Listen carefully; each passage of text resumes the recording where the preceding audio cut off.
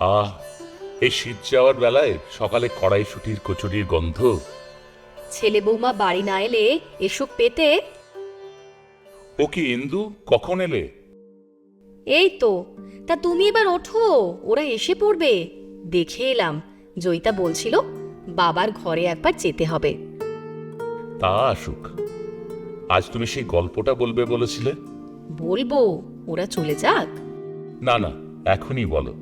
তোমার তো আর কোথাও যাওয়ার তাড়া নেই। সেই বুবন তো কোনোদিন আসবে না আর। বিশনওয়ালের সঙ্গে বোধহয় পাকা কথা হয়ে গিয়েছে।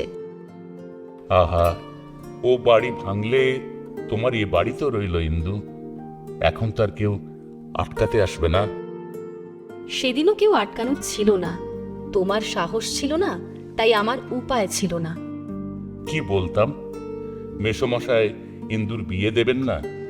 জানলা দিয়ে আমরা রোজ প্রেম করি। ওর বিয়ে হয়ে গেলে আমি মরে যাব। বা এটাও বলতে পারতে, ইন্দুকে রোজ জানলা দিয়ে দেখতে দেখতে প্রেমে পড়ে গিয়েছি। তাহলে তো বাবা আমাকে সেই দিনই বাড়ি থেকে বের করে দিত। না থাকতো বাড়ি, না তোমাকে দেখার জানলা। না গো, উমা জেঠু আমার বাবার মতো রকচটা ছিলেন না। তাই বলে মেসোমশাইকে গিয়ে বলবো ইন্দুকে বিয়ে করব? বলার ধক আমার ছিল না। সে তুমি যাই বলো তাই বলো। সে আমার জানা আছে, তোমার যত মুখেই। নিজের বিয়ের সময়ই বলতে পারলে না। কি বলতাম? মাধুকে তুমি সত্যিই ভালোবেসেছিলে? না, ঠিক তা নয়।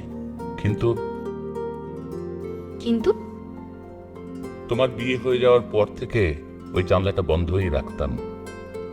তারপর থাকতে না পেরে সেজ কাকুর বন্ধুর ফার্মে চাকরি করতে পারত না। খুব একা লাগতো। তারপর যখন বাবা বিয়ের কথা বললেন। তা সে ভালোই করেছ, কিন্তু বললে না তো মাথুকে ভালোবেসেছিলে কিনা। হ্যাঁ, ভালোবেসেছিলাম। তুমি তো মাধুকে দেখেছ। ওকে ভালো না বেসে উপায় ছিল?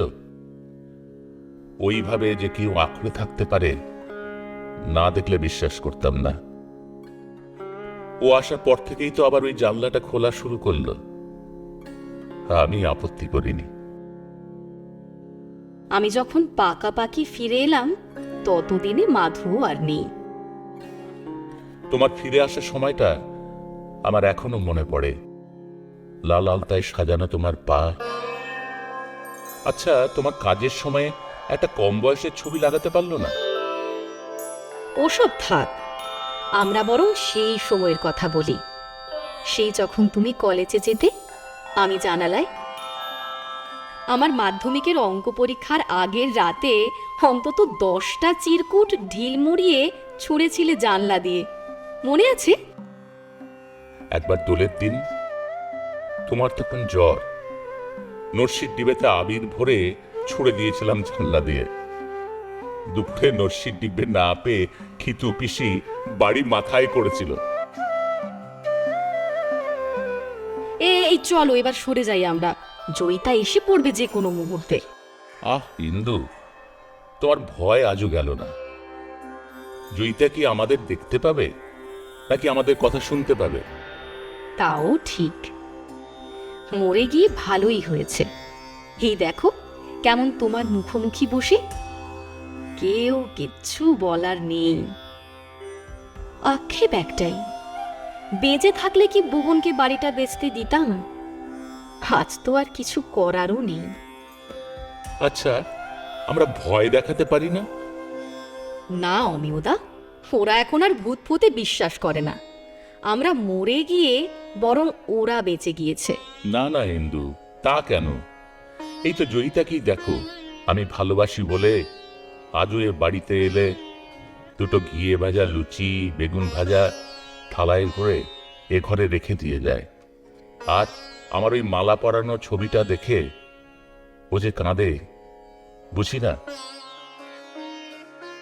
শুধু ওই শানু বান্দরটাই বুঝলো না। মরে ভূত হয়ে গেলে তাও শানুর ওপর তোমার রাগ গেল না। আচ্ছা ইন্দু, বিশ্বনাল কি সত্যি তোমার বাড়িটা ভেঙে ফেলবে? তাহলে ওই জানলাটা? বাড়ি গেলে কি আর জানলা থাকে অমিয়দা?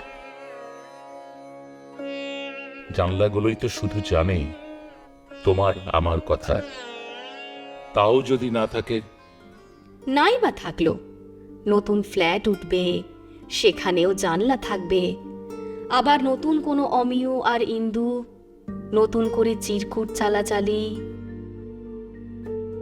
অমিয় ইন্দুদের এখন আর জানলা লাগে না, উইন্ডোজ আছে। চিরকুট চালাচালি করতে পাশাপাশি ঘেঁষাঘেঁষি বাড়ি আগে না আর। তবু একটা জানলা সবারই দরকার হয় অমিয়দা। তুমি বুঝবে না।